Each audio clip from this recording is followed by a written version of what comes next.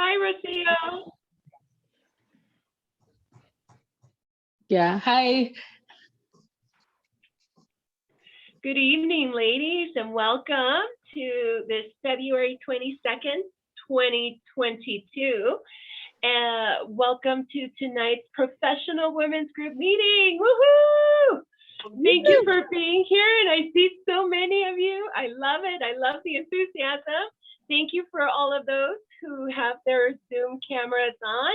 Just as this is a reminder how to be successful on Zoom meetings. So even though we're not in person, it is so, and because we're not in person, it's so important to leave that camera on, not just in our Zoom, but in any other Zoom meetings that you attend.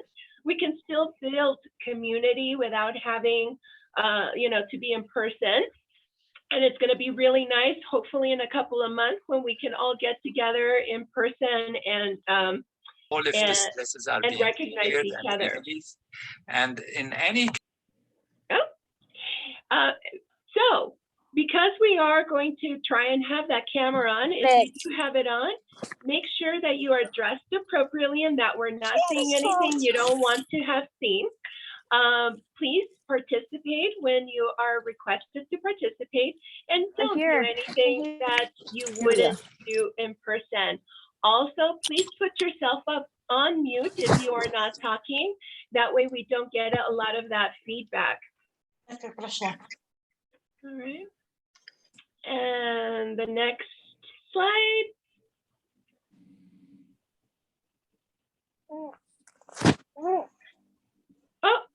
So I would like to start by welcoming all of the ladies that are attending, well, everyone, but also the ladies that are attending for the first time. Welcome. We are so happy that you are here joining us today. I hope you'll enjoy tonight's meeting. We have a fabulous presenter for you. Awesome. Thank you. Thank you, Rocio. I love your enthusiasm.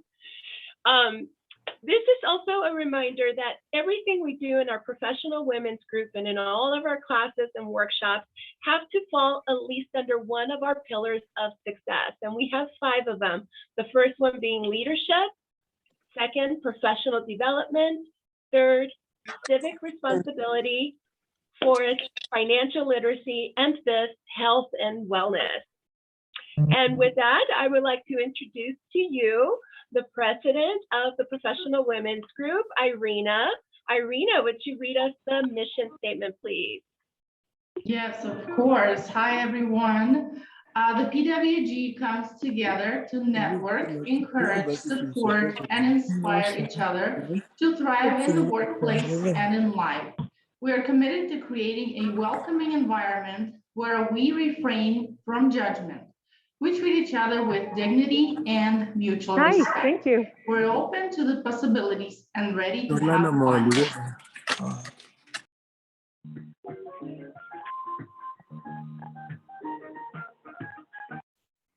And Irina, would you also read us the breakout room question? Yes. So the question for our breakout rooms today would be, what are the greatest challenges to good communication? Wonderful. So ladies, you're going to see an invitation on your screen to join the breakout room. And so what are some of those challenges for good communication that we face? And we'll see you back here in just a moment.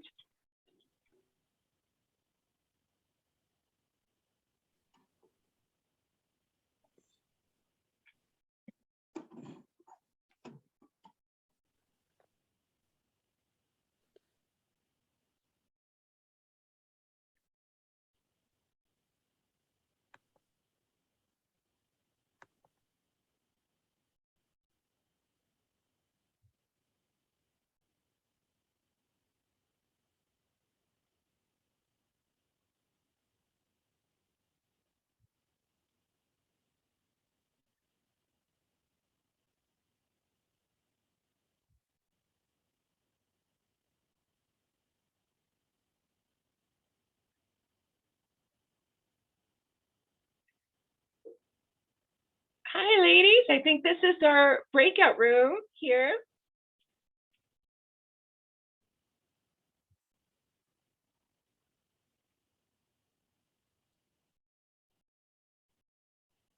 Hello.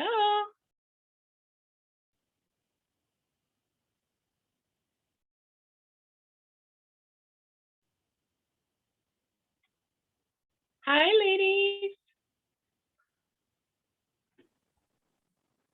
Hi, Gloria. It's Danielle.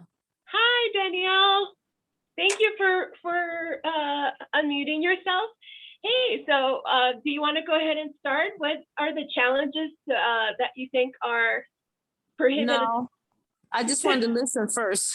Well, let's talk. When we've had communication issues, what has been going on?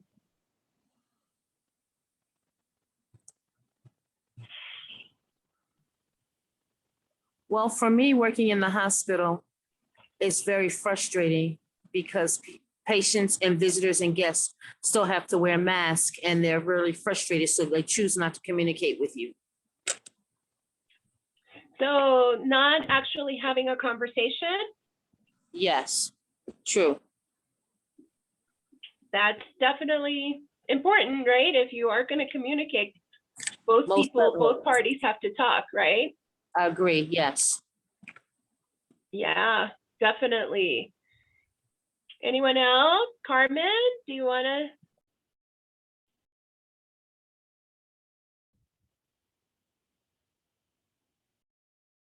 No, Carmen, Natalia, do you want to share as to what do you think are some of the bigger challenges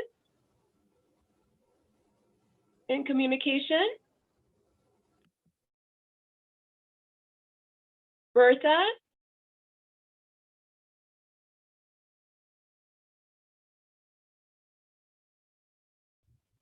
No? Is it just you and I, Gloria? Well, we have some other ladies in here, but I'm not, I guess it's just you and I talking. Okay. Laura and Larissa and Norma just joined in. Ladies, what do you think are some of the bigger challenges when it comes to communication?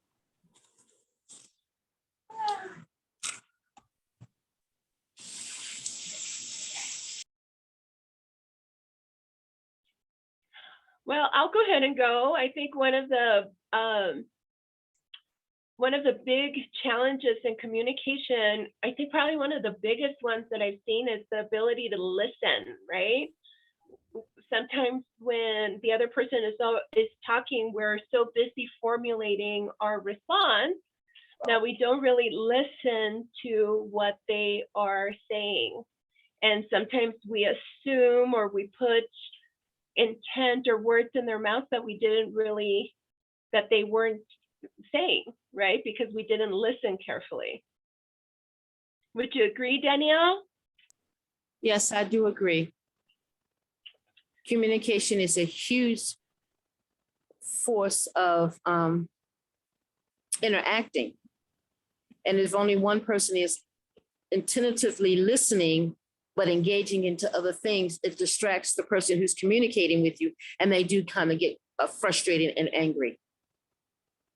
Yes, we all do, right? When we're not being listened to and we're trying to get a point across and the other person is just going on, it really is upsetting, right? It is. Which talk about something that can really get in the way of communication, which is anger.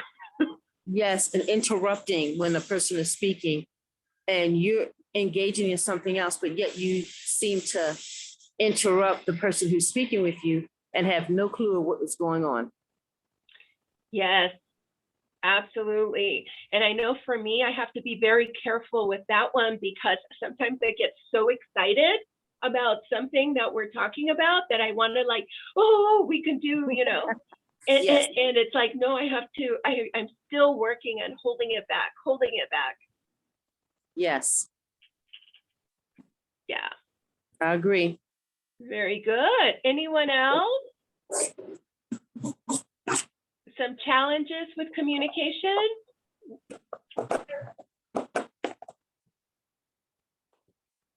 Larissa, Adesola, Grace, Funmilayo. Ah, Funmilayo! Hi, how are you?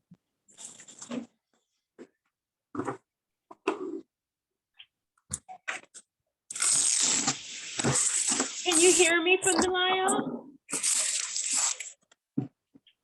Can you hear me? No. Oh, Kathy. Hi, Kathy. Can you hear me? I can hear you, yes. Because the other lady who I was talking to, she couldn't hear me. Oh, okay, there might be. Hi, Adesola. Hi, everybody. Hi. So we're talking about the challenges of communication. So what do you ladies think are some of the bigger challenges that get in the way of us communicating properly? I think listening. Listening. The listening skills, sometimes you know that there is something you want to say, but sometimes you have to just bite your tongue and listen and not say too much until they get the whole, whatever they want to say out first. And think before you speak, that's my problem. I have to think before I communicate because you don't know where people are coming from. Very important, right? Thinking on how to phrase things or right. How to appropriately approach something, especially when we're mad, right? Yep. It becomes very difficult to do, right? Yes. Yeah. I know I had to learn that the hard way at work, when I first started, because no one really taught me about, proper communication in the workplace and how that goes, right? Yes. And I'm being from East Los Angeles, and keeping it real. That doesn't go well. It does not go well at work, right? Yeah. No. Yeah. Adesola, what do you think is a big challenge when it comes to communication? A big challenge for me or a big challenge in general? Either or. I feel like a lot of people, they communicate, but they don't bother going past like the boundaries of, not really boundaries, but they tend to stay to their little circle, right? So we communicate, but we don't socialize with our communication. We don't go far with our communication. We stay to our little friends, we tend not to talk to the other people that we see every single day. It's just we have no business with them, so we're not going to talk to them. I'm just going to stick to my 3 friends and talk to my 3 friends. And I just feel like that's like a really big problem with communication, because we get so used to the people we talk to that we just stick with them. And I feel like if we enlarged like our coast a little more, we'd get to know meet so many more people, learn new things and all of that. So yeah, that's like one thing about communication that I just feel like is a big problem, staying in your little circle. That is so true. So true. And when we used to have the meeting in person, I know that sometimes I would get into arguments with ladies because I would want to break everyone up, right? That were friends, and sit them as like in the order that they were coming in, or give them little cards saying you're going to sit in this, seat. And so many times it's like, no, women wanted to sit on the tables where they knew other people, right? And then it turns into such like very clear cliques. And unfortunately, a lot of times that division would happen with ethnic backgrounds, right? So you have the Latina table and the African American table and the Middle Eastern table. And that's so hurtful, right? So damaging. And then we don't get to know each other. And then we have a lot of assumptions and things, right, about each other that are not true. Good. April, what do you think? Oh, we can't hear you. All right, now you can hear me. Yes. Super. Can you hear me now? Okay. I mean, for me, because of my work, the hardest thing for me is to know whether or not my receiver has heard me. I'll explain what a person needs to do to apply for long-term care Medicaid, go through the rules with them, explain what I need, put it in writing even, but still, I don't even know if people read the emails. I don't know if they read what I send to them. And what I get back in the mail is just so surprising. You say 3 months of recent bank statements, and I get bank statements from 2018. It's like, where do we miss this message? So that's what I'm trying to figure out is where in the communication are we missing the message? Right, the written communication, big problem with emails. So many times I know that's one of the harder parts of my job is that I receive so many emails, and sometimes people will send a message like, well, I want to sign up for class. And as you ladies know that have been attending for a while, we have a lot of classes going on, right? And then you want to ask for clarification, and then you don't get the clarification, the answer back, or people get upset and they think you're being mean or trying to keep them away from something. And it's like, no, I just don't understand what you want, right? Or can you sign me up? Not even a class. Can you sign me up? For, right? For what? For what, right? Right, Or right. sometimes we read intent into an email. Has that ever happened to you? Like maybe you're in a bad mood and you read an email, and because you're not in the greatest mood, you apply that intent in the email and read it in the wrong way. Has that ever, or is that just me that it's happened? That part doesn't happen to me. It's that sometimes I read an email too fast and I miss the key message from the sender. And so I have to reread it until I understand what are they really trying to say to me. Yeah. Yeah. Arastola, what do you think? As far as emails. I don't read emails. I have a question though. I have a question. Yeah. This Zoom meeting, can I just get like what it's, I know this sounds so bad, like the fact that I don't know what this is about, but can No, I just that's get like a lowdown on what this is about and like. Yes. So you have joined today the Professional Women's Group meeting, and this is part of Dress for Success. And this is a group to support women supporting each other in the workplace and in life, right? So this is so we can build those relationships, so that we can network and meet other women that are also working, that are, the same troubles. And we're going to have a guest presenter that's pretty fabulous. That's going to teach you some things about this particular topic. And did you see me doing the pillars of success? No, the link to the Zoom was sent to me by my dad. I'm 16. And I'm in high school. Are you working? No. Are you babysitting? You're not babysitting? You're not? No. I mean, you're welcome to stay on. We consider anything that you do, whether you're mowing lawns or shoveling snow or babysitting or whatever, we consider that a job. And you're 16, so if you don't have one now, chances are you're going to be getting one soon. And the things that we talk about here are very much, continuing that development, that work development, right? The professional development. And so that's what we do here. Okay. Thank you so much for explaining though. Yeah, I really appreciate you. And I like the fact that you pronounced my name right. That's like a really thank you so much. Well, that's exciting. That makes me feel good. Thank you. You're Yeah, so that's and for attending the meeting, you receive 3 items of clothing from our boutique. And at the end of the meeting, there'll be information as to how to pick up those items. Okay. All right. Thank you. Hello, welcome back. Back. Being recorded. Ooh, was that good or what? Yeah. Yes. Very good. And next we have Olga. Olga, would you like to introduce our presenter? And we got to play that song by Limp Bizkit, Break Stuff. Break stuff? Oh no, that's she's talking. That's my roommate talking. Oh.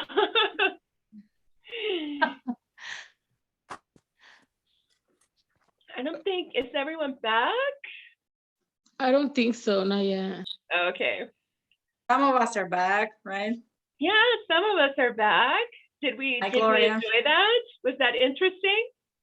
Yes. It was. Yeah. Very interesting. it's amazing because it seems that with all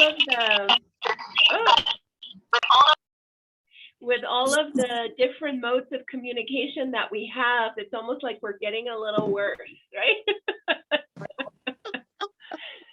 Right, a little bit of challenges. All right, I think we are all back. So, Olga, would you do us the honor of introducing our guest presenter? Of course. Good evening, ladies. My name is Olga, and I'm honored to introduce our guest speaker presenter tonight. Our guest presenter is Laura Freeman, who's a leadership trainer, consultant, and certified coach who works with future leaders to amplify their impact. She helps women develop their leadership skills, learn communication strategies, and gain confidence in what they bring to their able, so they have a huge impact in this world. As a proven Air Force leader, Laura brings a unique perspective gained from over 2 decades of practical leadership training and experience, encourages you to step out into your leadership potential. Using real-world examples and great stories of what not to do, Laura sheds light on how you can lead with confidence and positively impact those around you. When she is not speaking or training, Laura loves spending her time traveling, reading, and drinking coffee. I'm with you on that one. So she's also considers herself as an unofficial chocolate taste tester and a slow half marathon runner. So ladies, please welcome Laura. Hi, Laura. Hello. I am so glad to be here with you guys tonight. How many of you would like to improve a relationship with somebody in your life? A coworker, a boss, a friend, a spouse, a child? Anybody? Yeah, see a few hands, so that's good. Yeah. So tonight, I'm gonna go ahead and start sharing my screen here. But tonight we are gonna talk a little bit about how we can do that by connecting with each other, and then being able to communicate with everybody based on their personality styles. So this is how you connect and communicate no matter where you are. This works with everybody, works with kids, it works with, like I said, coworkers, friends, etc. So that's what we're going to start with.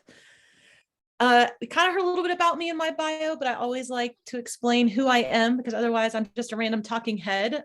So I have 20 years of Air Force experience, still working full time in the Air Force, but also working on my business on the side. So I have my little side hustle going. And I have just been in a lot of organizations that had really bad leadership. Those bosses that make you want to cry and or punch them in the face, depending on your mood, which I don't recommend, but I've had those bosses. And so I'm really passionate about explaining how we get better at communicating, how we get better at leading, because we all have our own unique style, and understanding that's really important. As you mentioned in the bio or the introduction, I like to do half marathons. I'm trying to run one in all 50 states.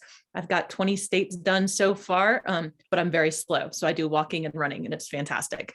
And then what people always remember about me is I lived in a tiny house for 3 years full time. So that's my tiny house down on the bottom. I always just start with that because it usually drives very interesting conversations about either I could never do that or that is totally cool and I would love to do that. So that's a little bit about me. I always like to start with that so you guys know who you're talking to. So tonight is going to be a little bit interactive, so definitely use the chat room as we get started. If you have questions as we're going, please don't hesitate to put them in there. I'll answer as many as I can. And then we'll also have an opportunity to do some Q&A at the end. So if you have questions afterwards, you can get ready to do that. Yeah, and my tiny house was 234 square feet. So that's how big it was. So probably about the size of your closet, or maybe your bathroom. So today we're going to talk a little bit about DISC personality traits, how to identify your unique strengths, because again, we all have unique strengths that we bring to the table, and then how you can figure out what the strengths of other people are, which also will tell you how you should communicate them with effectively. So that's what we're going to talk about tonight. All right, so question by show of hands, or you can chime in on audio or the chat. How many of you have taken personality tests before? And I don't mean the ones on Facebook that tell you like, me. Yeah. Yeah, I have. Okay, what I kind of have as personality well. test? It was it like asked a bunch of questions, and then like at the end it was like a score, and then we gave the score, and then it told us what color we were or something like that. Okay, so color is one. Yeah, it was like a questionnaire. Do you remember what color you were? I don't. I think it was a blue. I don't remember. I think a blue maybe, but I don't remember exactly. No worries. Well, for those of you who maybe haven't ever taken a personality test, the reason that I like them is because it really helps us assess our strengths, and it also helps us identify challenge areas, because when we know kind of our personality traits, we know how we communicate, and then that allows us to know maybe the things that we need to work on a little bit more so that we can communicate more effectively. And then we also kind of learn what motivates us. So when you know your personality style, you kind of can learn, hey, who do I really enjoy working with? Why do I enjoy working with them? What kind of environments do I like? And that can also help us really improve our leadership and just our communication skills moving forward. And it looks like here in the chat that a lot of the folks have taken. So Strengths Finders, awesome. Myers-Briggs. Yep. Oh, I see it. Somebody who's a D on the disc. Me too. So we'll talk about that. So so that's kind of some of the personality tests that are out there. Today, we're just going to talk about the DISC one because I like it because it is simple. It kind of shows everybody in just a single dimension. There's 4 letters that kind of helps us identify it, because here's the reality. We're all different, but we're predictably different, which means if you answer a few questions for me, I can tell you a lot about what motivates you. And I can also tell how I should talk to you or not talk to you, depending on your personality. So that's why we are talking about this today. See if my slides will catch up here. All right, kind of talked about that. Whoops. All right, so DISC is a personality test that was developed back in 1928. So it's been around for a really long time. Back in 1928, all of the psychologists were worried about what made you crazy. And they were really focused on all the negative things. So the kind of negative parts of personality traits, the things that were destructive. And William Marston said, well, what about the things that are normal and healthy that we should be focused on? And so he came up with this 4 personality strengths testing. And it's the 4 core personality types are dominance, influence, steadiness, and compliance. And basically they're easily identifiable, and it's based on whether you are people focused or task focused, and then whether you move quickly or you move slowly in your life. And so some of you may already kind of go, I'm a fast person or I'm a slow person, nice and steady. And we'll talk about what defines each of these traits. And I like it because it's not complicated. And I'm going to teach you this one magic question that you can ask people when you meet them, and you'll be able to help identify which characteristics that they have and how they communicate most effectively. So that's what we're going to talk about tonight.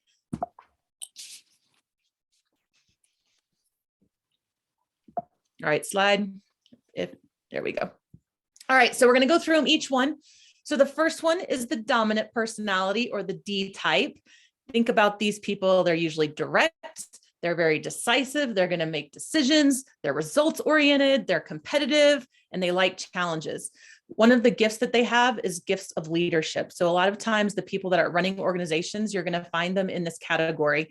But you can also find out that sometimes that those skills and those things that are good, if taken to extremes, can maybe not be quite so good.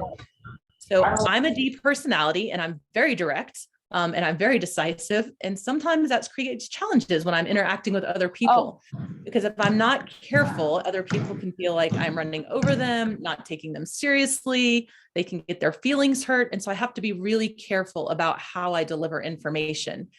And as you may notice by how quickly I talk, D-type personalities are always very fast-paced. So they're making decisions, they're moving quickly, and they're kind of going forward.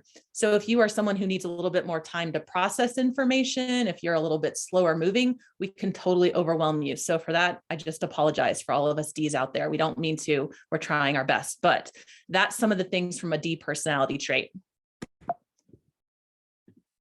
All right, so these are some D people that you might recognize. So Lady Gaga, Venus Williams, Martin Luther King Jr. So pretty big names, right? Lots of people who've had pretty big impacts either in sports or in, the world for if you talk about Martin Luther King, obviously a huge change in leadership and how he directed things. And so like those are the kinds of people that you think about when you think about a D personality. The next type is your I personality. These are the influencing people. These are the folks that are focused on people and move really quickly. So they're the life of the party. They're always the center of the room. They're going to be the ones out meeting and greeting everybody. They're always up for an adventure. They're always up for a party. They're always friendly because they've never met someone that they don't like. And they're very outgoing and optimistic. And these people are fantastic because they give your organization energy. They help bring people in. They're always the first people out to greet people, which can be overwhelming again for some of us who move maybe a little bit more slowly or who aren't people focused.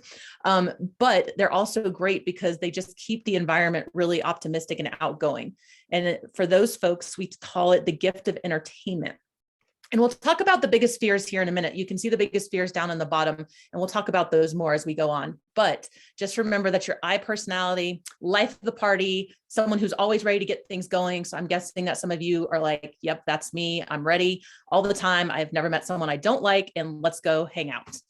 So that's the I folks. And again, fast-paced, quick movers, right? All right, so some folks that fall into the I category. We've got Katy Perry, Will Smith, and Barack Obama. So again, all big influencers who are kind of ready to move and shake and connect with people, and they're really important for organizations. All right, now we have the steady type, the S-type personality. These folks are team players. They're usually really confident. They have a lot of skills and they focus on those skills. They're also really laid back. They're easygoing. They're usually like, yeah, whatever you want to do, I'm ready. Let's go do that. But they're going to have processes for things. They're very loyal. And these are the people that have the gift of comfort. So they're the ones that are bringing you your dinner when you are sick, or bringing cookies into the office, or always making sure that people are feeling connected and loved and warm and squishy. And they're amazing because they make everybody, again, feel welcome, but a little bit slower pace. So for your slower pace folks, they're not going to overwhelm them like sometimes maybe the I people can do when they're trying to be in everybody's space and really the life of the party. So these folks, you've got Halle Berry, J.K. Rowlings, and Nelson Mandela. So if you identify as an S personality, you are in good company with that. And then the final personality type is the C personality type. They're compliant. So they're very analytical. They're also confident, capable. They're also have the gift of order. And so they're very sympathetic as well. And they like processes. So if you have someone who likes checklists and puts their things down and has like a checklist for everything that they do, and they're the first ones to write a task down on the day to go, hey, these are the 6 things I need to accomplish. Those are your C-type people. They're usually very organized. They're very systematic. And so that's how they process. So the C-type folks, think Albert Einstein, Kirsten Dunst, Condoleezza Rice. So again, some pretty big names that you might recognize. And so that's just kind of an overview. And the reason I like these is because you can think about them as direct, steady, influencing, or compliant. So I want to ask you guys, and you can throw in something in the chat, or you can unmute yourself and talk, whichever one is better. Tell me what you think your style is based on that definitions right now. Kind of want to see what our mix is here. I've taken the I know that was test. a lot of information really fast. Go ahead. What'd you say? I've taken the test, the DISC test, and I'm a solid C. Solid C. Okay. Yeah. Lots of D's. I have taken some personality tests, and mine are always like pretty even across the board. Even in the middle? Yep. Like, and you might not be all of one or the other. They're pretty balanced out. It's weird. Yeah. So I feel like I fall into all the categories for real. Yeah, for sure. And here's the thing, you will have pieces of all of those, right? And depending on the environment and where you show up, you might like leverage different parts of your personality. So I'm a high D, right? So I'm very direct and blunt, But if you put me in a leadership role, I will tap into to S a little bit more, where I'm really thinking about how do I connect with people, partly because I know that's one of my weaknesses. And so I've learned how to leverage that because I know that's something I need to work on. So the other thing, when you're looking at your personality traits, and I'll show you guys a slide here in a minute that shows the opposite corners, you want to be really careful with the opposite corner people, because those are the people that you're going to overwhelm the most often.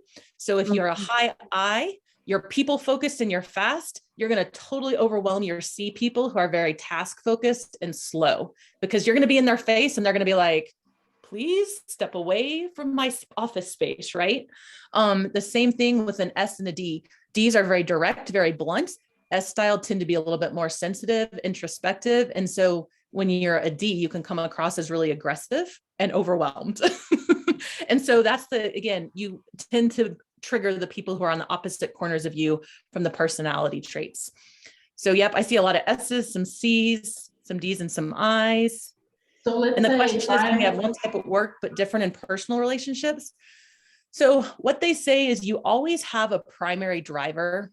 So whatever your core is, but you may show up differently in those work environments than you do in personal environments. So again, in my personal life, I try not to be quite as direct because I don't think my husband would appreciate me just bossing him around all the time. And of course, I married an S because we always marry our opposites, right?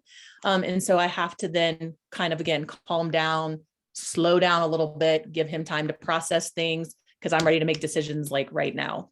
So yeah, you can have slightly different, I don't say it's really different personalities. You kind of have a core personality of who you are, but you will show up differently in different relationships. Does that make sense, April?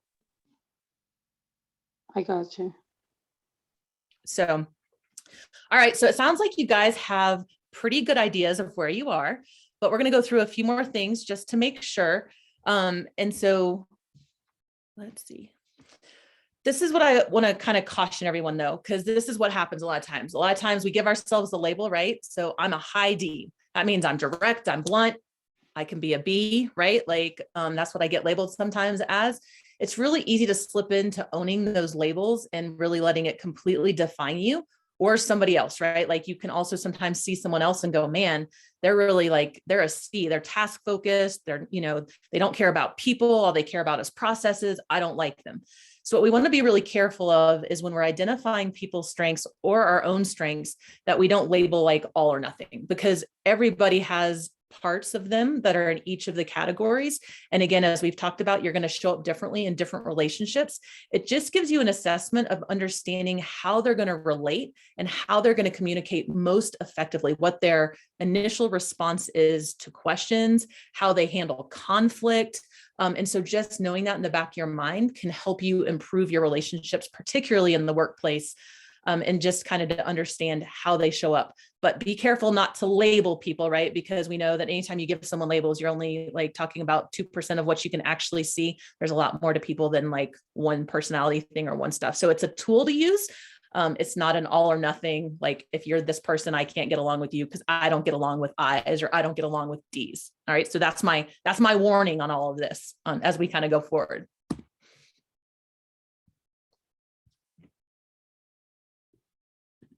All right. So how many of you can be honest here, have someone in your workplace that drives you nuts? Anybody? Yeah. See a couple hands. You can do your little reaction, thumbs up if you don't want to do it. I see a few hands raised. Me. Here. Yeah, you. Is anybody willing to share what the person does that drives you crazy in a professional way? I have a girl at work who is very particular about the way that she wants certain jobs done. And it just gets really annoying. Fair. So after listening to those descriptions, do you have any idea what she might be? If she has very particular ways she wants everything done and she's very systematic? D. A D or a C, probably. Mm-hmm. Yep. Okay. Very task focused. And there's a right way to do it. Yeah. Right. And that's just natural tendency and personality. Yeah. Frustrating when you're not that person. I get it. So you probably have felt like this at some point, and maybe hopefully it's not with your spouse, although if you're like me, it's probably with your spouse every once in a while, and that's okay too. But probably someone at work, you're just like, you are insane. You're driving me crazy. You're doing it wrong. And we're going to talk about exactly what that looks like. Is there anybody else that has someone that they want to share a story or what the conflict is for them from a communication standpoint, maybe? Yeah, go ahead, Angela. I think I see your hand raised. Yeah, do I have it on mute? Oh, yeah, I do have it on mute. Okay. So I just started this job at Aurora Mental Health, and I have someone that kind of like the notes. My supervisor is very, she critiques every little thing. And like, it has to be punctuations, everything has to be perfect. And it kind of drives me crazy because I'm not that person. You know, I'm just not.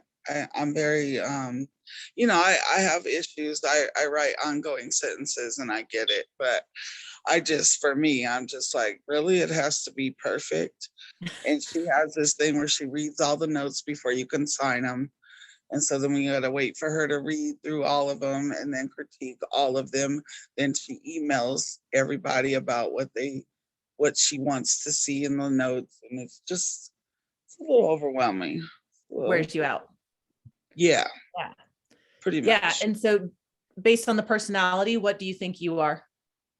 I think I'm an I to a certain extent, but I don't know. I don't know. I think I'm more relaxed, and I'm more like, you know, I'm a people's person also though. And I am the person to get people that participate. Like, you know, if we have issues with people participating, I can get clients to participate because I know, you know, I just know how to get people moving. Yeah. So I don't know. I think I'm a couple of letters maybe. Yeah. And most people are, right? They have a primary. It sounds like you definitely are an I, which makes sense that the person who's very detail oriented and precise, who's probably a C, is in the opposite corner from you. And they drive you crazy because those are not your strengths, right? Like, other than that, so yeah, sorry, I didn't mean to overtalk. She's very down to earth, you know, she's cool, but that critiquing thing and just every little detail, I'm like, why? Yes. And that's what happens, right? When we meet someone who, especially again, is opposite of us on our little corners, it's really hard because you're a fast person and she's a slow task person, right? And when you put those two together, it's not a great match, right? So we have to learn skills to compensate for that. And we'll talk about that a little bit moving forward. And we get along, you know, but she doesn't know she drives me crazy because I know how to be, you know, I know how to handle myself, you know. Right. Yeah, absolutely. Yeah. No, I think those are great. Yep. So, okay. All right. So here is your little chart that will be helpful when you're looking at the opposite. So you can kind of see again, what their strengths are. So, again, the D's, you're very direct, results oriented, competitive. Again, what you want to look at is on the top part, you're fast paced, you like change. On the bottom part, you're slow, you're steady. You probably don't like people coming up with new ideas every 5 seconds because it drains you and overwhelms you, right? On the left side, you're task focused, meaning that you tend to worry about getting things done. So for, you know, D types, it's we want things done. We want them done quickly. They don't have to be perfect. We just want them done. C types are we want them done, but they're very orderly. There's a right way to do it. There's a process and we're very systematic, right? For someone who's an I, you're very people focused. You like change, you like fast, you're bored if someone is giving you very nitnoid, like here's the 17 steps you need to do to accomplish something. You're like, I don't care. Let me go talk to people and get out there and go do things. Right. So again, and if you're an S, you're kind of that easygoing, you're slow and steady. Yeah. You're slow and steady, but you're people focused, which means you really care about what other people are thinking. You probably worry about what other people are thinking sometimes. Do they like me? Are we still friends? Did I hurt their feelings? As a D, I don't care, right? Like, I mean, I do because I'm learning how to care more, but instinctively, right? I don't need to be liked and I don't care whether I hurt your feelings. And so sometimes I have to be really careful in a leadership role to make sure that I'm not running over my S's, right? Because they are sensitive, they can get their feelings hurt. And I'm looking here. So I was reading Dion's post. Yep.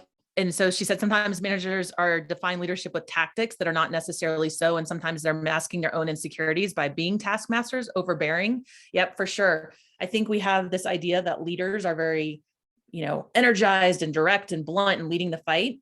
But if that's not your natural tendency, it's not going to come out well.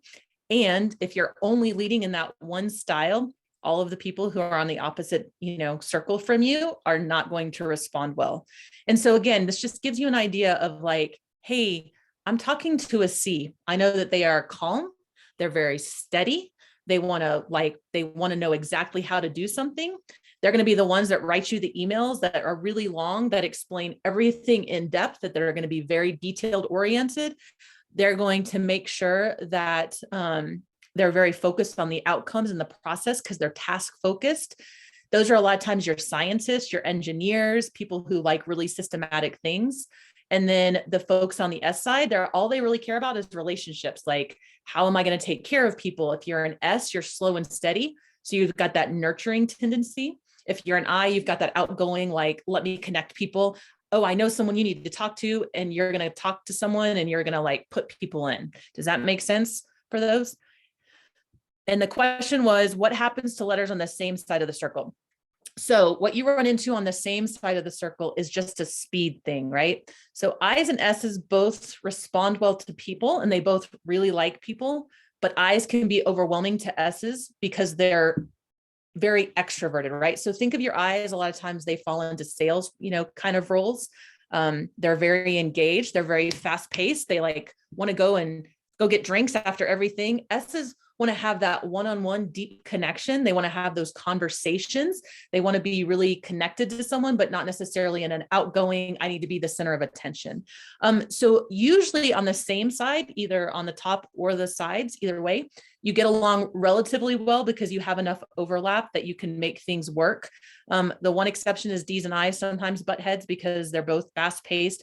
I's are very extroverted. Usually D's tend to be more introverted. And so sometimes you get that tension because there's a little bit of a mismatch on energy levels and how they show up. But they're both quick thinkers. They both like to take action. One's going to be people focused. One's going to be task focused. When you have them down the side, a lot of times you'll see that you have two in like, I'm a DC. So a lot of times your complementary ones will be on the same side of the circle, either sides or like on the bottom or the top. Does that make sense to everyone? So you don't have as many conflicts if you're on the same side of a circle generally, because you can usually find some overlap. So for instance, C's don't get overwhelmed by me because I usually give them really clear guidance, go do X, and then they go back to their desk, right? And they're like, oh, let me type up these 10 things I need to do. And I know exactly what I need to do because she said, go do X. And then they're very happy to go sit in their cubicles and do that task. And then they bring it back and I'm like, done, perfect, right? Because they're task focused. S folks get really overwhelmed again from me because I'm very blunt and I'm like, go do the thing. And they're like, but I want to talk about it. Like, I don't understand. Like, what do you mean? Like, that kind of makes me feel stressed. Right. And so again, you kind of tend to run over people when you're in that opposite. So the question, go ahead. Someone had a question. Oh, no. Thank you for answering my question, Laura. Yeah, no worries.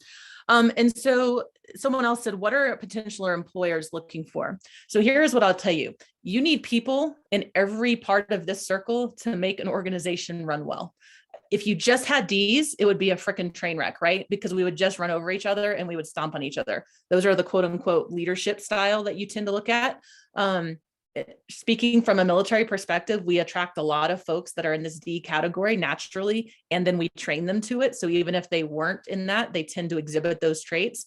It can be bad when you are in a organization where you have all Ds. The reason it works in the military is because we have a hierarchical structure, meaning, yes, you're in charge based on your position, right? So at some point, the top person just says, go do it. Everyone else goes, that's dumb, but I'm going to go do it anyway. But I know a better way to do it, right? And it can create tension in an organization.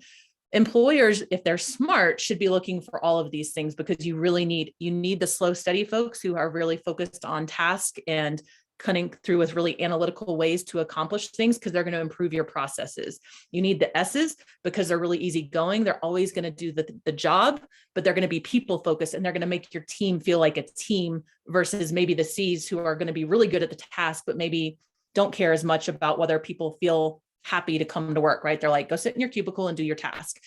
I's are important because they're outgoing, they're energetic, and they bring that like momentum to an organization. And so you need everybody. What I would say is, for an employer, it's really important to understand how people show up, because then you can hire into the gaps that you have. And in a leadership position, it's really important to go, hey, I know I have a lot of C's on this. What I really need is some people who are a little bit more people focused, but maybe are slower so they don't overwhelm the team if I need people to work together in an organization. So I'm going to hire some S's, right, that are people focused, but also are still slower paced so they won't overwhelm my C's. And that's if you're in an analytical stuff. If I'm in a sales environment and I have those like go fast, really quick people, I'm also going to potentially want to hire some S's again to slow things down, to keep things going in the background. But I also need some C's to put processes in place, because the I's are just going to want to go have, cocktails and talk about all the things that they're going to do in the marketing and the sales. And so kind of having that gift of entertainment, they're really spontaneous. They're really good at coming up with new ideas, and they're very people focused, but they're going to sometimes lose the processes. We heard a little bit earlier about like, maybe they're not as detail oriented, right? Which, depending on your organization, that could be a really critical thing. Some organizations you don't need to be as precise, but in some organizations you do. And so making sure you have people in all 4 quadrants is really important. What other questions do you guys have about that? Because again, I know I'm throwing a lot at you. You're going to get a copy of these slides so that you'll be able to review them if you want to, so you can kind of listen back through and go, okay, that makes sense. Because I know I'm going fast because That's awesome, because you are going really fast. I know. I'm sorry. I'm quick. I've got a lot to get through. So, and you're probably an S or a C, and you're like, please slow down. Please stop talking so freaking fast. You're okay. No, you're okay. I know, ladies, I'm sorry. I'm working on it. All right. So here's the magic question. This is the question that you are going to ask people to learn what they are. So by asking just this one question, when you meet someone, you'll be able to tell with about an 80%, 90% accuracy rates who they are and how they operate. All right. Christina, I see you have a hand raised. What's your question?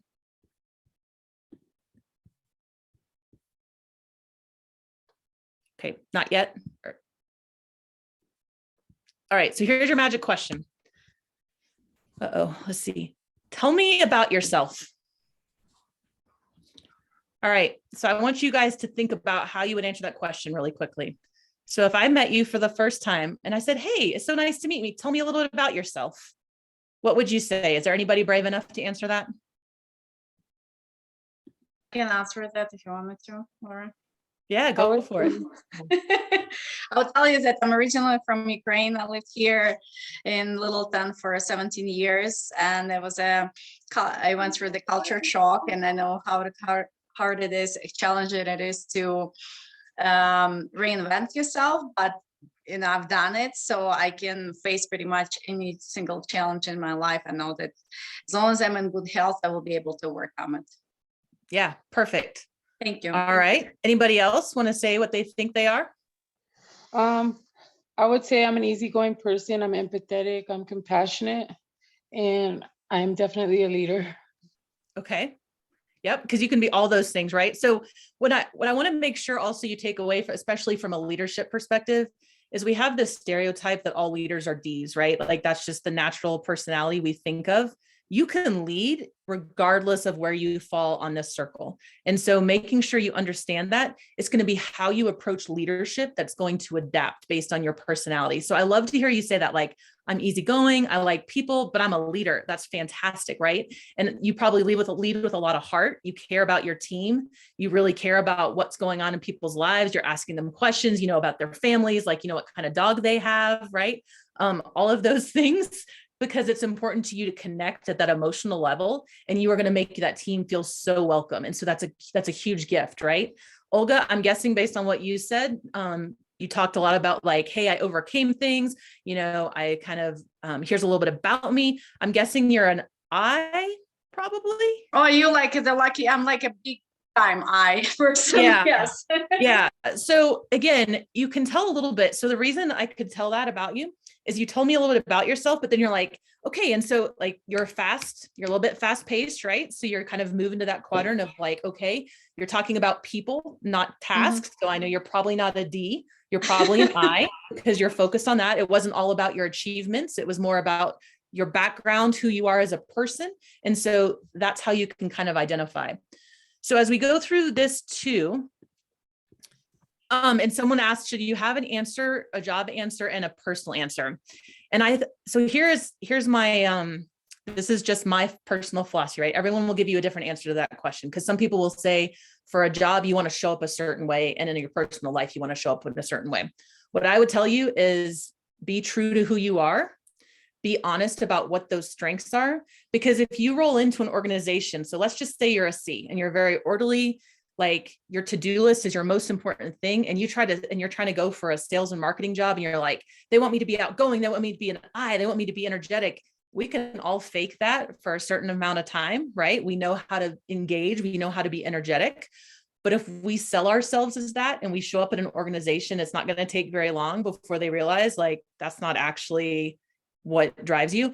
And if you are in that position where you have to be particularly the opposite of the personality trait that you say you are, and you're trying to be that when you're at work and put on that mask, you're going to be exhausted, right? It's going to wear you out.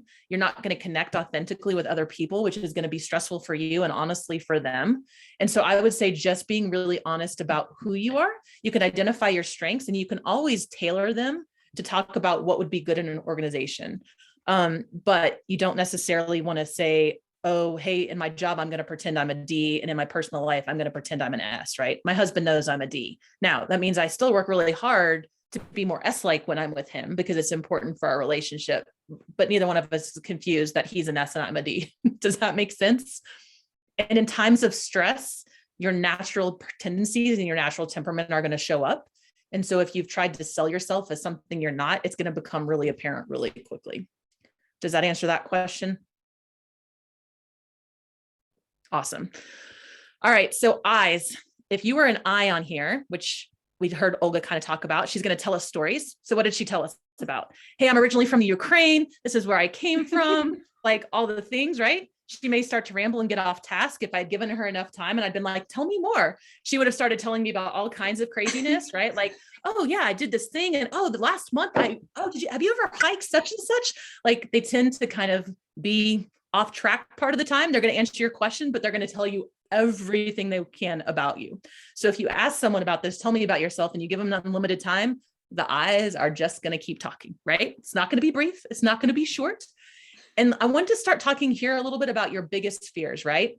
So I's biggest fear is the fear of rejection or loss of approval. Okay, that's kind of what motivates them. So when you're giving an I a chance to introduce themselves, it's really important to not cut them off because they need to be able to tell you all the things. They need to be able to explain their story because it's really important and it's part of who they are. So when you're listening to that, if you're a C or a D and you're like, yep, get to the point, we're on task, like I don't have time for this, make sure that you pause and go, actually, no, this is important. And the C's are going to be like, I really don't care. The D's are going to be like, I really am impatient. That's okay. But give them time to process and explain their story because it's important. It's what makes them who they are. And it's how they connect with people. So when you're in your office setting and you're getting with your I's, if you're a D or a C, remember to slow down a little bit. Give the I's and the S's a chance to talk. They need to communicate and they need to talk. And if you're a D or a C, you're going to be like, just stop talking. The C's are going to be like, you're totally overwhelming me. And the D's are going to be like, just get back to work. Just go back to your desk, get your crap done. Like, I don't have time to listen to this story, right? But it's really important for I's and S's to have that opportunity to have the conversation and talk through things. Okay. So that's your I. Your S, they're going to tell you about their family and their friends. They're going to talk about their pets. They're going to tell you about their coworkers, their neighbors. They're going to tell you all the things about, everyone that's important to them. So a lot of times these folks will lead with what's their families. Like, oh yeah, I'm a mother of 3. I have, 2 kids. One's just started grad school. I'm really proud of what they do. Yeah. And I have this amazing dog, and, they're going to tell you all about their personal lives, because for them, that's how they connect, right? It's those personal connections. It's those stories. They're going to be a little bit slower. They're going to be a little bit more deliberate. They're going to have that kind of more easygoing conversation. And so when you kind of have those conversations, you just need to be, again, aware. If they start talking about their family and friends, you can guarantee that they're either an I or an S. If they're talking at the speed I'm talking, they're an I. If they're talking nice and slow, like a normal human being, they're probably an S. All right.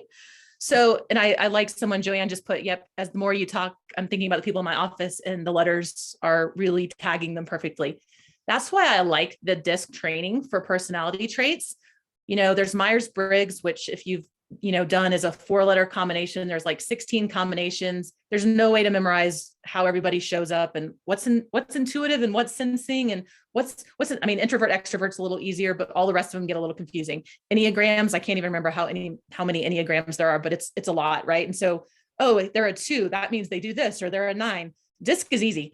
They're task focused. They're on this side of the wheel. They're, people focused. They're on this side. They're fast paced. They're an I or a D. They're slow paced. They're an S or a C. And you can almost always categorize people pretty quickly when you ask this question.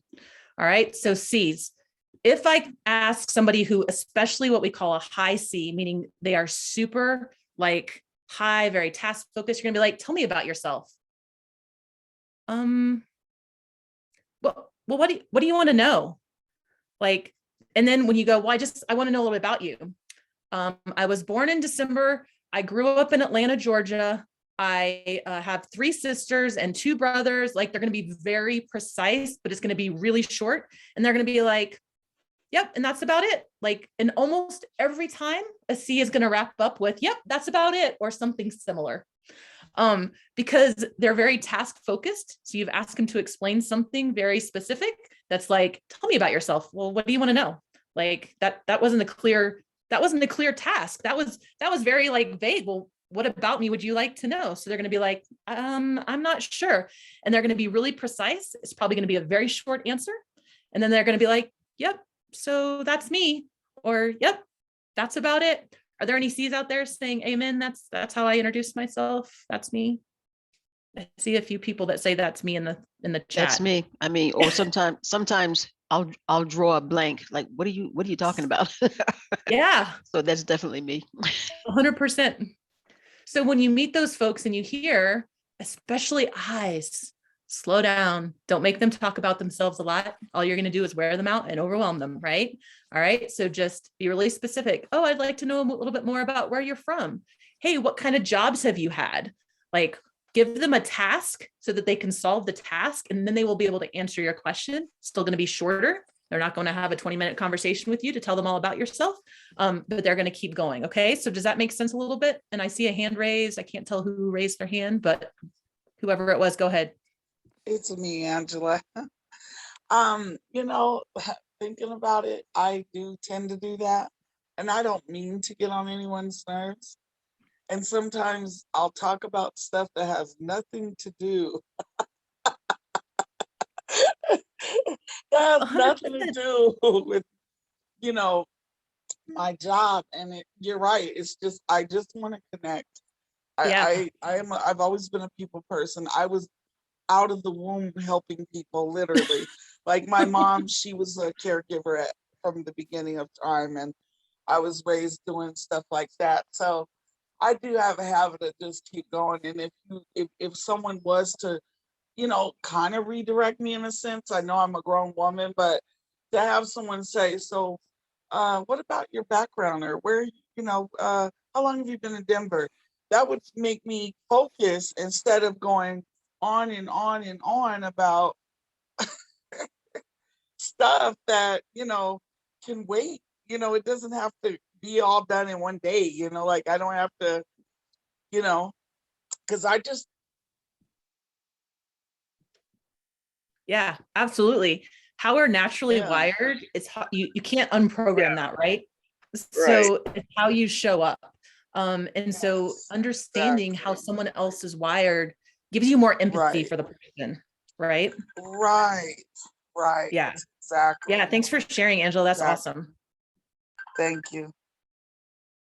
Yeah, and Irina says, I like to get to the point first and then talk about the rest later. So this would totally annoy me. So Irina, are you a D or a C? Yep. Right. Get to the point, get over, like, stop talking, move on. I'm not a people person. I just want you to get the task done, right? I feel you. All right. So once you have that, but I do want you to look, the biggest fear there for C's is a criticism or being wrong. It's why they're really precise. It's why things matter in terms of making sure that you have everything, I can't remember who was talking earlier about like my I's, dotted and my T's crossed and the punctuation, right? They're probably a C, and their biggest fear is being wrong. And so they want to make sure that all of the reports that they send are just right because they're task focused and they're very deliberate and very slow. And so to them, when you are not, it feels like to them that you don't care about the job. Exactly. And so being empathetic of how the other person is showing up, recognizing like, okay, I know that the task is the most important thing to them and they're really precise and they don't want to be wrong because the idea of being wrong for them is totally overwhelming. So how can I help them not feel like that, right? So even acknowledging like, hey, I know I made that mistake and I'm sure that really stressed you out. I'm sorry, like I will work on it, can go a long way in helping diffuse that tension, right? So identifying what you might be violating, if you will, of someone else's personality. Well, may I piggyback off what you said, basically? Yeah. So my supervisor, actually, she went into why she's that way. She was like, I'm trying to bring the peer specialist back. People don't know who you guys are. And I was sitting there thinking like myself, what do you mean they don't know who we are? We've been around for over a decade. Are you kidding me? Like, that's how I was feeling. But she had this whole reasoning on why she wants our grammar to be professional, and how I had an MTV t-shirt on last Wednesday. We were in person. She told me I can't wear that anymore. Like she just wants everything to be perfect, like literally. And she told me why. And she had reasons behind it, just like you said. So that amazes me, like how you're picking on that or getting on that. That's something else. 100%. And what you have to realize is the disadvantage, like the fears. So right, wrong, or indifferent, our fears are a lot of times what drive our communication, and particularly in conflict, whatever makes us like go, oh, like for me, it's someone taking advantage of me, right? It's someone either trying to like step over me or take advantage of what I'm offering the team. Like that's what triggers the D. And so again, knowing those things, and we're going to talk here in just a second. So I want to get to this quick. I know we're kind of getting close on time. That's fine. I don't want to cut you off. I want to make sure because we're going to talk about like some ways to communicate with the other styles that help you understand. So and I'll go back to the disadvantages of the S really quickly, Bertha. So give me, let me go 1 second. So for S's, security. So a loss of security because you're very people focused, you're very relational. And so that idea of being alone or of not having a safe place to talk in a workplace really is stressful for you, and confrontation, right? Because you want everyone to be happy. Like S's are people pleasers by nature, and that's a good thing, right? Because they want harmony, they want people to work well together. It's really important to them. So that confrontation for them is really stressful. And so if you see that in a workplace a lot of times, and again, you will have the most confrontations with D's because we're blunt, we're direct, and your interpretation of that will be that we don't care, that we're not people oriented. And there's a little bit of truth to that, like how we're naturally wired, right? Hopefully the D's that are on this call are listening to what I'm saying and going, hey, like I also need to realize, like, I got to take people's feelings into account too. Like it's good to get things done. It's good to be direct. I know that what drives me are tasks, but if I run over my entire team, there's not going to be anybody on my team, right, to help me. And so developing that, and I'm going to talk a little bit about how I've developed some of those things moving forward. Lisa, I'm sorry, Laura, this is Elisha. Just going off of what you were saying, I am a solid D too. And my best friend / sister, she is an S. She's like, I'm always making her cry. And I'm like, you know who I am. You know, this is not okay. You can't say this and this. I'm just sorry that I'm not. And she's like, you're just so not emotional. You just don't understand me. And I'm like, I understand, but we have to get certain things done. And I'm Right. so sorry. We have things to do. Yes, I would love to be able to do better with that, because she's like, you're so mean, you're not listening, you don't care about my feelings. And I'm like, I do, but we have A, B, and C, we have this to get done. I need to make sure I need you to understand what you have to do. Like she just recently is doing a grant, and she was writing the grant, and she was focused on the family and how she loves her family. I'm like, it's about you. It's not about family. So yes. Yes. Hi, Alicia. Yeah. In April, you asked for the fear. So it's a fear of being taken advantage of, or someone disrespecting kind of what you're bringing to the table. So like the things that will shut me down is if someone discounts me, if I'm talking and someone ignores me or cuts me off, like for me, that'll shut me down, because I'm like, I have things to tell you, like I'm task focused, right? And so eyes will sometimes do that because they're focused, like, again, they want to have the conversation and be the party, and they'll just sometimes run over you because they're also a strong. Go ahead. I think someone's got a, yeah, there you go. All right. So anyway, so you might be going, great. Like now I know, and I can identify what everyone is, but what do I do with that? So we're going to talk a little bit about how do you interact? And this is probably the most important slides, is how do I effectively communicate with someone that is not the same style as me? All right. So if you were coming up to have a conversation with me in the workplace, here's what I would want from you as a D. I want you to tell me what the problem is. I want you to tell me what the possible solution is, or tell me how we're going to fix it. So what's wrong, how we're going to fix it, and focus on the results, right? Like, I don't want a long-winded conversation about how did we get this way? And well, 3 years ago, when Bob was in charge of the human resources department, he put this thing in place to tell him what I don't care, right? I just want to know that we have a hiring problem and we need 3 people. And by advertising this thing, I can get 6 people and we'll have candidates by Tuesday, right?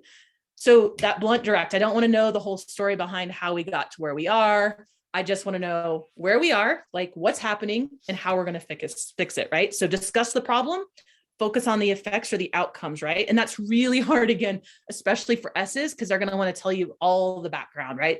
The story, all the people that were involved with the decision, like how the organization did it 5 years ago. Well, you know, I was at this meeting and I was going to talk to Bob, but Bob wasn't there. Yeah, I think it was a Tuesday. Angie was there and Angie told me, right? And the D's are like, just stop talking, right? And by then you've shut them down and they don't care what you're saying, right? So don't, keep the personal stories. If you're going to tell a personal story, because I know you I's and you S's, you want a personal story, but keep it short, right? Oh yeah, I had that experience one other time in an organization. This is what we did, because I don't really care about the story. I care about how you fix the problem in that place, right? So think about when you're talking with D's, right? They don't want the whole background. They just want quick answers, precise things, the problem, how we're going to fix it. Questions on that one?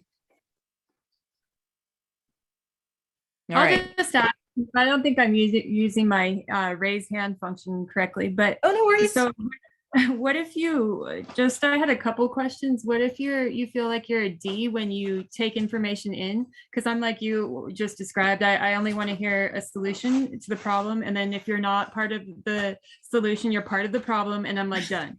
And then, but when I give information, I'm like that person that has the back data. And then I have like I give information in a completely different way than I receive it, or that I want to receive it rather. And then also I was wondering, as I feel like D and an I, but that being said, sometimes I have problems like, what do you suggest for transition words? Because I'm often accused of needing like a filter because but I try to be an I because I like to, not to the extent of people pleasing, but I do seek approval. And so I want to be friends with everyone, but I'm also a D. So sometimes I just get a little bit, I guess, shady with my transition words. I don't know how to use them properly. To direct. Sometimes. Redirect. Yeah. Like if I'm talking to a C and S, then I would probably want to redirect, but not be rude about it. And I don't always know how. Yeah. So I think the biggest thing to remember, particularly if you're a DI, which it sounds like you probably are, with maybe a little bit of a C, because when you start talking about backstory and analytics and how you're analyzing problems, you probably have a little bit of C in there with processes and how you like to see things done. So the biggest thing is to slow down, because S's and C's need to be heard. C's need to believe that you like the process that they're explaining to you, right? That you value the organization and the task and like the 17 steps, right? And as a D, you're like, I really don't care. Just tell me what the last step is. Like, where's step 1? Where's step 772? I really don't care what's happening in the middle, right? And you're going to tend to run over them a little bit. And as an I, you're also going to be really quick with how you interact. So taking a deep breath, pausing. And I know you guys can't tell it on here because I'm like in go mode, because this is like my sweet spot where I'm like, woo, teaching, let me talk about all the things. I'm going really fast. When I interact with my team, and especially with my S's and my C's, I count in my head. So I'll go, hey, can you tell me about blah? And I'll go like 1, 2. It takes them up to 7 seconds to respond. That's just their natural temperament. If you're a D or an I, you're going to want to throw out a response in the first 2 seconds. So what happens then is when you're in meetings, the D's and the I's are always going to be the ones that speak up.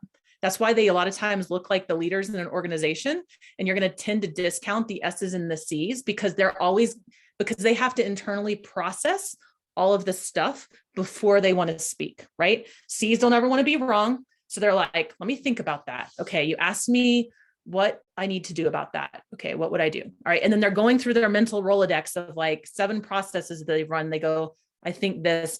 By then the I's are like, let's move on. Like, and they're answering. The D's are the same way, right? Your S's are like, I don't want to hurt anyone's feelings. So I'm going to not talk because I don't want to say something that might make someone upset, or maybe that someone won't agree with. And I know the I's don't agree with me because they're that really forceful personality.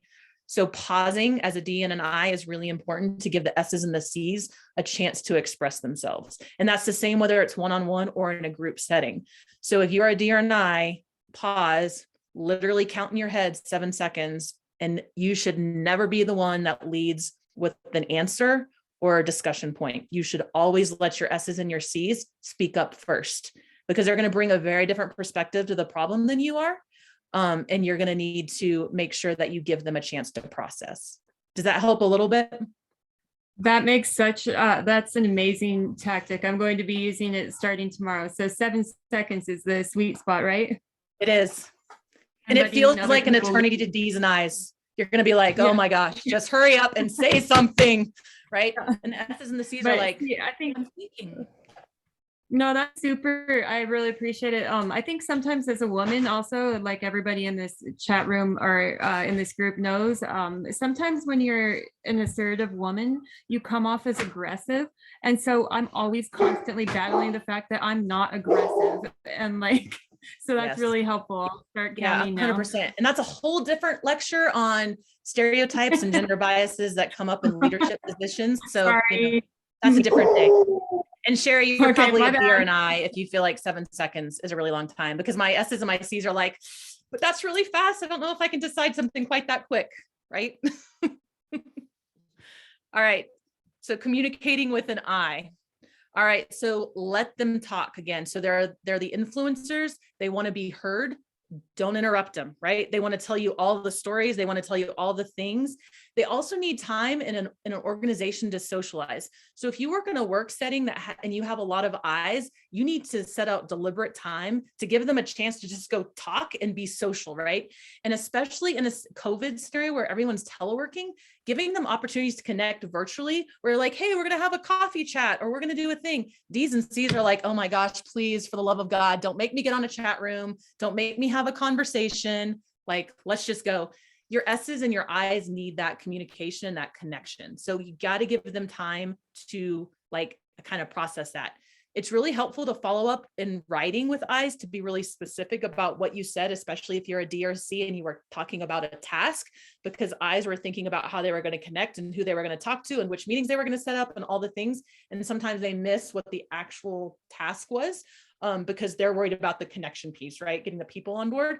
So do it in writing. Know that they're probably not going to read every word. So put the important things up front. That's not a slam on eyes. It's just a personality thing. They're quick. They're personality driven. They're never going to read your whole email. C's and S's like to write really long emails. D's and I's are not going to read them. So just know that if you're communicating in written form, short and to the point for D's and I's, long and detailed for your C's and your S's.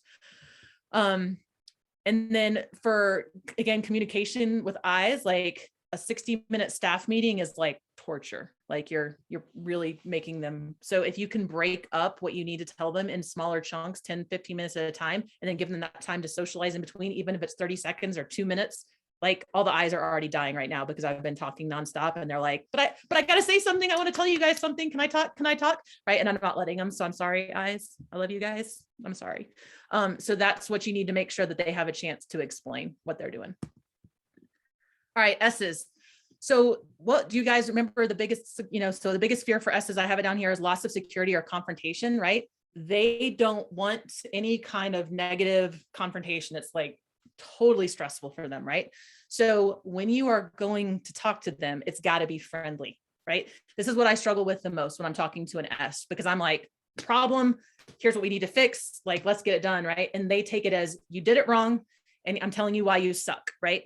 And that's not really what I'm saying, but that's what they hear. So when you're talking to an S, like, you need to give them time. You need to talk to them as a person.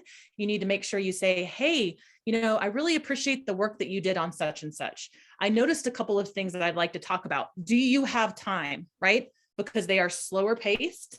They need to process. So let them kind of have the time, minimize the potential for confrontation. So don't make it awkward, like, be very conversational. If you're a D or an I and you tend to be like physically, literally in people's spaces, take a step back, sit down. I always sit down on the edge of a desk when I'm talking to my S's and my C's, because it makes me less intimidating from their perspective. So I'll sit down on a desk. I will take a knee if it's appropriate in the work setting where I'm at. I'll sit down on a chair next to them. I never stand over an S or a C, because to them, that's very domineering. It's very aggressive, and they're like, oh my gosh, she's mad. Like, no, I'm just having a conversation in my normal tone, but I recognize that it's overwhelming, right? And they explain the goal, and then they want to know how they fit into the project. So explaining, hey, this is what I really appreciate how you're contributing to this. Like, what you're doing is so important. If without you, I wouldn't be able to do X, Y, or Z, because what they're bringing to the team is important. And so recognizing that is really important. And just recognize when you make changes in an organization, they're going to be the ones that need a little bit more time to adjust. So if you're a D or I and you walk in every Monday and you're like, I was thinking, because D's and I's think, and they're like, let's make a decision. Let's change the thing. I was thinking, we're going to do X starting tomorrow. And the S's and the C's are like, but we just started something last week. Like, what? No, like, this is not good. Like, I don't want to change. Right. So when you're a D or an I and you've come up with this great idea for a change, you need to give people time to adapt. So like, hey, I was looking at the stuff, explain the analysis piece to your C's, explain the touchy-feely part to your S's, and then give them a time. So in a week or in 2 weeks, we're going to roll out this new thing to see how it works, right? Like, never change things on the fly. Does that make sense? Any questions on that one? I know we're getting close on time. I'm going to get through the last slide really quickly, but any questions on that? All right. Communicating with the C. So C, again, they don't want to be wrong. They don't want to be criticized, right? They have usually really good processes in place. They're usually really organized. Like, and I don't know if you can see back behind me, but like, their books are color coded or alphabetized depending on their personality. Like, all their shoes are lined up in their closet. Their clothes are hung in a certain direction. Like, they're very systematic. Their file folders are on their desk, and they're very precise. They can find everything that they need to find at a moment's notice. Eyes are never going to know where anything is, and they don't care. But your C's are going to have like label and color coded systems. They're going to be able to put their fingers on whatever you need. When you're talking to them, use a lot of facts and analytics, right? Because they're very kind of process driven, personality type. And so use facts, use explanations. Hey, last Tuesday when we did this, it caused X, Y, and Z, right? Be really specific, be really detailed. And then you need to be really slow and really patient. let them have a chance to process the information that you were talking about, give them a chance to ask questions, because they don't move quick and they got to go, okay, how does that fit into the system that I have, right? Like, how does that go through the stuff?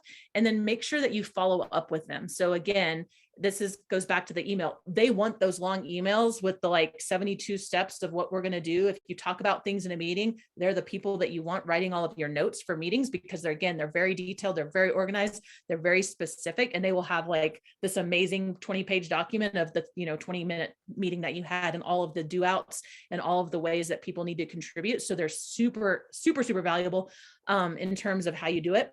But you need to kind of slow down a little bit. Again, same kind of thing with an S, give them a chance to process the information and answer all their questions that they have before you walk away. If you don't, they will feel not heard and they'll feel really overwhelmed because they're like, I don't know how to do it right because we didn't talk about all the steps, right? They're going to have a hard time making that leap from the beginning to the end without having a process to follow. So these are your folks that are very process driven. All right. So after all of that, we were going to do a quiz to kind of go, hey, what do you think your personality type is? And when you thought about that person in your office that makes you crazy, are they on the opposite side of the circle as you? Is there anyone that can say yes or no just really fast on that? I'll tell you mine is, like, mine's an S, and sometimes they drive me crazy. And then I have an I that also drives me crazy because they're fast, but they're not task focused. And so we never get anything done because they just want to go have parties. So I decided I'm an S or a D because I'm always like, all right, enough of the stories, just get to the point. And I think that the girl that drives me crazy is an S. Yeah, yeah, for sure. All right. So I kind of already alluded to this a couple of times. So I'm a DC. So I'm very direct. I'm driven. If you noticed when I introduced myself, what did I tell you about? I told you about my career accomplishments. I told you about my half marathons and all my goals I have for myself. I told you all about that. I didn't talk about my family. I have a family. I didn't tell you about them because why would I? I'm just telling you about the things I need to get done and all the stuff I've done, right?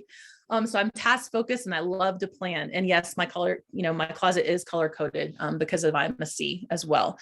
So when people tell you that story, that's what, is really important. So here's what I've had to learn, right? As a natural D, I've had to slow down. I've had to listen.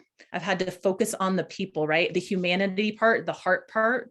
And I'm getting much, much better at it. But that was a struggle for me when I was younger because I was just natural tendency, direct, blunt, to the point, task focused. I don't care what you feel. I don't care if you like me. So it was super easy, right? So I have to remind myself, don't forget to tone down the bluntness. Don't be a B. You guys know what that means. And go slow and let my team have time to react to the decisions that I'm making when I'm in that leadership role.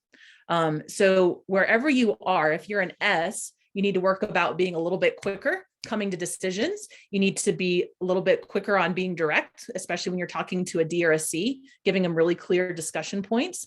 If you're a C, you need to work on being a little faster. Don't always be so tied to your processes and your checklist, right? Because sometimes there's a human touch in there and you've got to be a little bit more willing to kind of go through and, make decisions a little bit faster and connect with people and all those things, right? So look at where you are on the circle, look at the people across from you and go, okay, how do I develop some of those skills that I know I'm lacking? And because those are going to be important when you show up in an organization.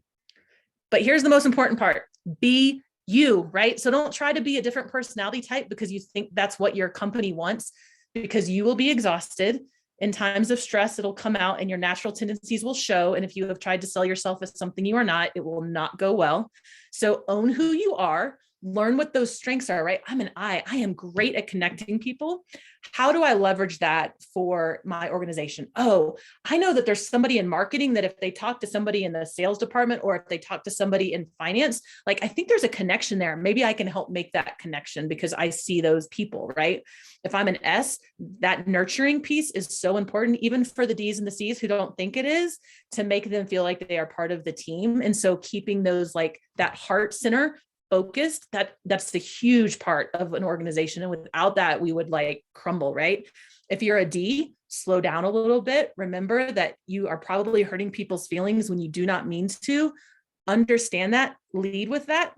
And when I lead a team, I say, hey guys, just so you know, I'm really direct, I'm really blunt. Here's what it doesn't mean. It doesn't mean I don't like you. It doesn't mean I don't value your ideas, but sometimes it will come across that way. When it does, come let me know so that we can have a conversation about it. And that's worked pretty well. And I've made an effort to have one-on-one conversations with like my S's in particular, right? Let them talk about their families, let them talk about the kids, like, hey, let's have a potluck and enjoy each other's company. That serves my I's and my S's, right? My C's are still going to go sit in the corner, and that's great. Like, it doesn't matter. So just kind of keep going through that. All right. So I know we've kind of been doing Q&A a little bit along the way. Gloria, I think we have like, what, 1 minute left?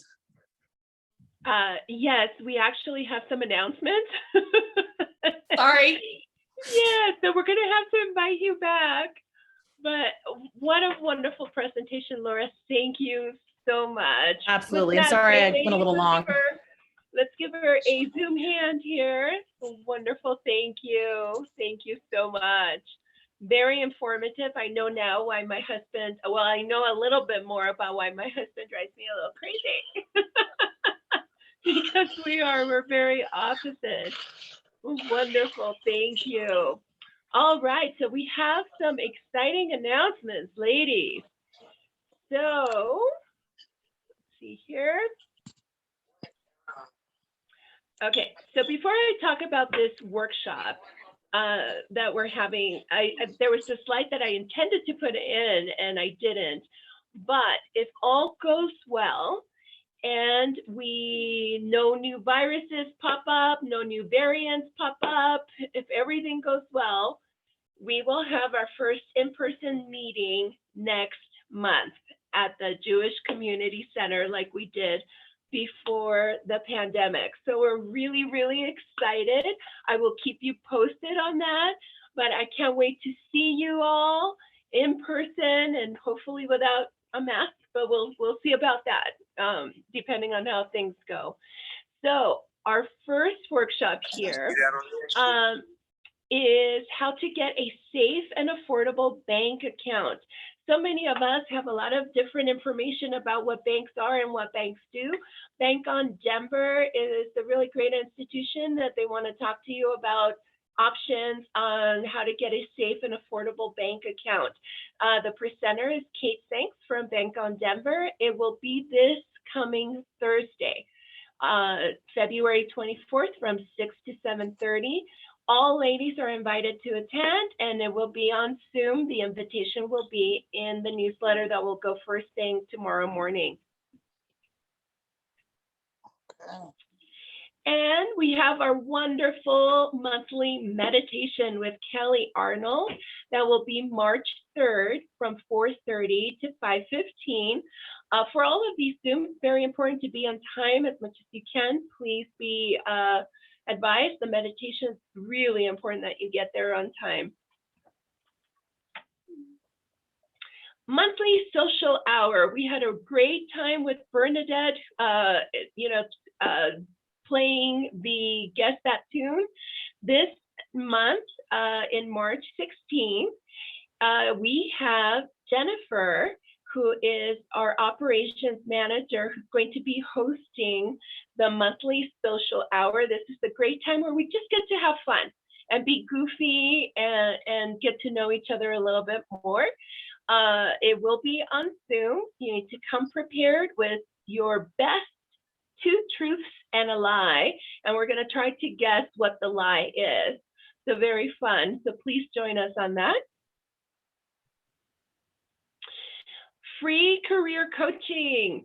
So Devika, Sheila, and Peggy, who have been with us now for almost 4 years here, they're still with us. They're still here to support you. You're going to find some great pictures of them in the newsletter that's going out tomorrow with some things about them that you might not have known, but they are available for you. Please take advantage of the free career coaching. Right now, there's a lot of opportunities out there, a lot of employers who are desperately wanting people in different positions.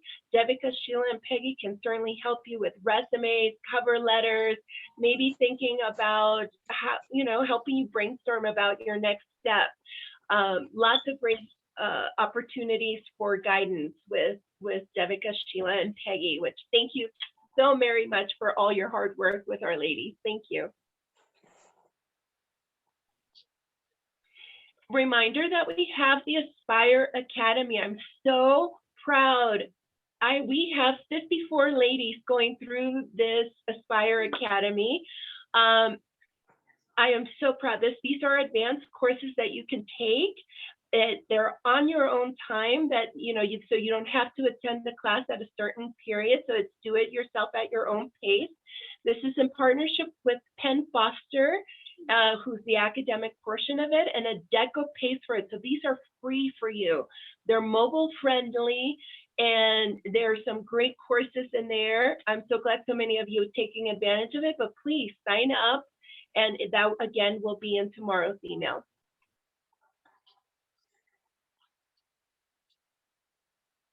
Redeeming the clothing items. So you know that for attending the workshops and the classes, you get some items of clothing. For attending the Professional Women's Group meeting, you get 3 items of clothing. So for all of the items that you have accumulated from January to February, we are going to be redeeming them in March. If you need an evening suiting, the date is March 17th from 4:30 until 8. There is no appointment available on that night if you just want to come in and get your goodies. Now, if you can make it on that time because of where the pandemic is heading, which hopefully is gone, we have appointments that you can make during our open hours. So please call Jennifer, who's our operations manager, at our main line, 303-832-1889, if you want to make an appointment for another date other than that evening. Know that that is the only evening we'll be able to do it, though. And another wonderful workshop, I Am Remarkable. And I think we are all remarkable here, but this is a great workshop to kind of boost our self-esteem, to really look at ourselves in a different way. We're very excited about this. This is with presenter Stephanie Hogan from Gallantry Coaching and Consulting, who is doing some of this coaching and consulting for Google. So we're very, very impressed and grateful that she has chosen us to give a presentation. This will be on March 23rd from 6 p.m. to 8 p.m. All ladies are invited. And again, this will be on Zoom, and it will be in tomorrow's invitation or newsletter. All right. Any final questions before we go, ladies? Gloria, this is Ola. Yes. I did put a question in the chat room. Sure. And I don't know whether I should just say it or you want to read it. Yeah, no, go ahead and say it. So in terms of us meeting tomorrow, maybe because I have a public health background, I'm a little bit concerned about those who might feel very uncomfortable meeting right now. So I was thinking, can we do a hybrid? Because it's not that the virus is totally gone, it's going down, but there are people who still have underlying health conditions that might not be safe for them to meet in a crowd setting immediately. Yes, yes, absolutely. So we are, yes, we're thinking of having that hybrid model. And again, we're not meeting tomorrow. We're meeting at the end of March will be our first meeting if all goes well. Yeah, that's what I'm saying. I meant end of March. Yes, yes. So yes, we will have a hybrid model. And I'm still trying to figure out how to make things very clear as to which one are you going to RSVP for. Because remember that when we're in person, we do offer a meal, and I have to make sure that everyone gets fed. So yes, there will be an option for you to join on Zoom. Thank you. Yes, great question. All right, well, ladies, Gloria, before you go, Gloria, I think you skipped a slide before question and answer. Oh, did we? I could be wrong, but I think we did. Something about repaying your credit? Yes, that will be at the end of March. Amara, can we have that slide, please? Which is right before the Q&A. It is again with Bank on Denver, who's going to be doing that on March 24th with Kate Sanks again from Bank on Denver, March 24th from 6 to 7:30.